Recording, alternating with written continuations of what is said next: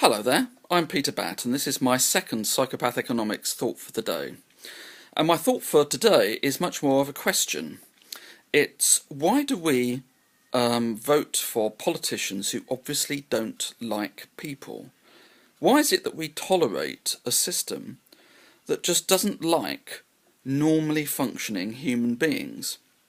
I mean, in the US and Europe and the UK, we seem to have a system now which only likes us when we're working ourselves to death for a reducing share of income, and when we're spending money on goods and services that we can't afford and will land us in debt for the rest of our lives.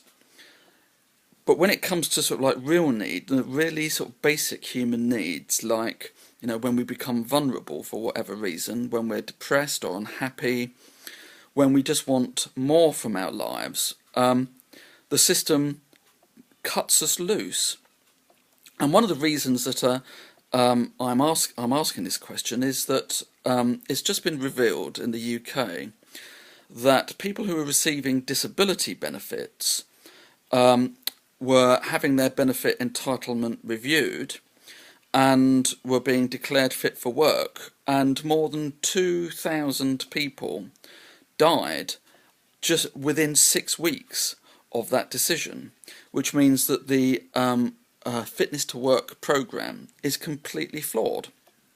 And in fact, this has been a recurring theme ever since the coalition government, the Conservative-led government, got into power here in 2010. They are looking to cut social welfare regardless of the consequences and at any cost. And that cost for many people is a very serious one, including death. And it couldn't get much more serious than that. And yet, despite the very obvious misery that explicit government policy is creating, one, we don't question the extent of corporate welfare. These are corporations who are equally as dependent on handouts from the state, from the taxpayer, as welfare benefit recipients.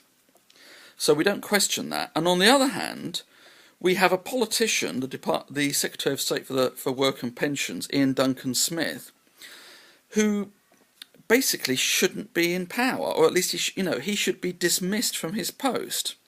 He has a long history of dishonesty, of incompetence, and he's a hypocrite. While he's forcing poor people, poor families, to live on lower benefits because they may have a spare bedroom, or forcing them into smaller accommodation, he lives free of charge, from what I understand, in his wife's country manor. He doesn't have to pay anything, and he's completely remote from the people that he is persecuting. I mean, for instance, he was talking about how he could live off £59 a week, which is what many benefit recipients would receive. Yet on the other hand, he was caught claiming a £39 breakfast on on his expenses.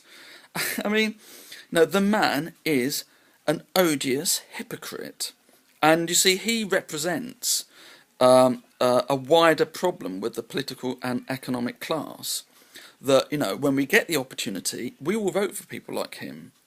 I mean, is this societal Stockholm syndrome? Is this us?